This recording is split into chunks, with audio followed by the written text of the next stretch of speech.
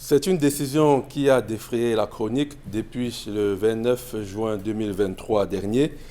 Signée du sous-préfet de l'arrondissement de Yaoundé 6, la dite décision en question portait sur la fermeture temporaire de tous les bars, snack bars, auberges, motels et salles de jeu situées au quartier Mélène, c'est un mini-ferme, et environ. Ces établissements de réjouissance et de plaisir sont immédiatement mis sous scellé à compter de la date de signature de la présente décision pour une période de 30 jours éventuellement renouvelable.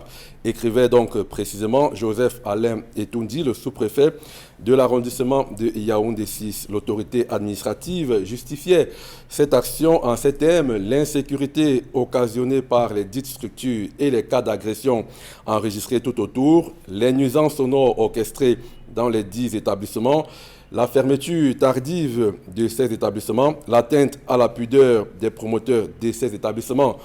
Le sous-préfet de Yaoundé 6 a enfin mis les responsables des forces de maintien de l'ordre territorialement compétents face à leurs responsabilités. Ces derniers, chargés chacun ce qui le concerne de la stricte application de la dite mesure, avait-il prévenu dans cette première décision. Contexte: la décision du 29 juin 2023, évoquée supra, intervenait 2 jours après le meurtre d'un sergent-chef en service à la garde présidentielle. Drame survenu justement au lieu dit mini-ferme au quartier Mélène.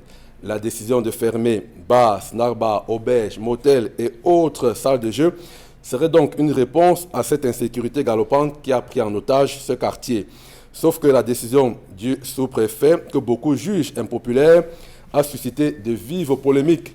On s'est interrogé ici et là sur son efficacité.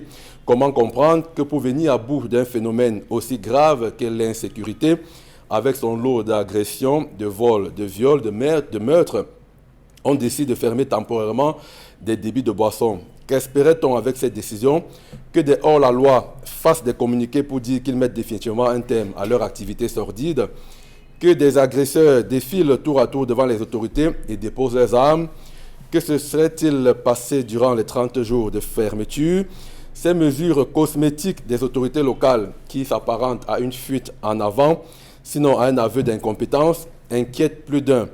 On observera, peut-être faudrait encore en être sûr, une certaine ou relative accalmie durant 1 mois. Et après, on prendra les mêmes pour recommencer. Ouverture de snacks, bars, motels, auberges. Et comme le naturel qui revient au galop, rebelote, les agressions et meurtres seront à nouveau enregistrés.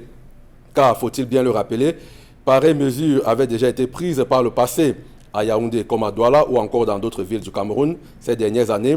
Plusieurs quartiers avaient subi des fermetures de points chauds à cause de l'insécurité et toutes sortes de trafics qui y avaient établi leur lit, pour un résultat inopérant. Au contraire, en apportant une mauvaise solution à un vrai problème, on a créé un autre problème. Que ferait-on des centaines de chefs de famille, des travailleurs ainsi jetés au chômage sans aucune autre forme de procès? Qui payerait la note de ces établissements de commerce qui perdrait beaucoup d'argent alors qu'ils espéraient un retour sur investissement? Quid des impôts déjà payés? Qu'adviendrait-il de ces jeunes jetés en pâture dans la nature, désormais vulnérables, exposés à toutes sortes de tentations? Par ailleurs, avait-on pensé à ces autres formes de commerce, de boissons et autres via des circuits informels qui échapperaient à toute vigilance des forces de l'ordre? Certes, les autorités locales sont préoccupées par la multiplication des cas d'agression et d'actes répréhensibles dans la zone de Mélène. Il en est de même pour tous les autres quartiers présentant les mêmes caractéristiques socio-économiques. Dieu seul sait s'ils sont nombreux à travers nos villes.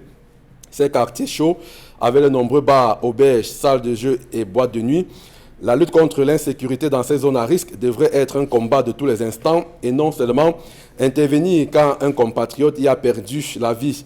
Les autorités et l'ensemble des forces de l'ordre devraient travailler de manière concertée avec les populations pour instaurer l'ordre dans les quartiers. Des décisions prises à la hâte, comme celle du sous-préfet, ne sauraient être une solution définitive. Outre l'insécurité croissante, les nuisances sonores et la violation des règles de fermeture tardive ont également été pointées du doigt.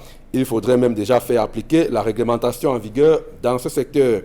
À ce sujet, l'on s'interroge justement, pourquoi le sous-préfet ne pouvait-il pas, par exemple, convoquer une réunion de sécurité avec tous les acteurs de ce secteur et discuter des questions de réglementation et de s'accorder sur la nécessité de faire respecter la législation en vigueur dans les débits de boissons. Parce qu'en prenant une décision comme celle-là, forcément, il y a des conséquences sur le plan socio-économique. Les personnes impactées auraient subi pendant 30 jours. Qu'auraient-ils fait? Ceux-là qui travaillent, ces employés qui gèrent ces établissements pour subvenir aux besoins de leur famille. En tout cas, le chef d'État l'a sans doute compris en rapportant sa décision de faire fermer les bars, auberges, salles de jeux et boîtes de nuit du quartier Miniferme.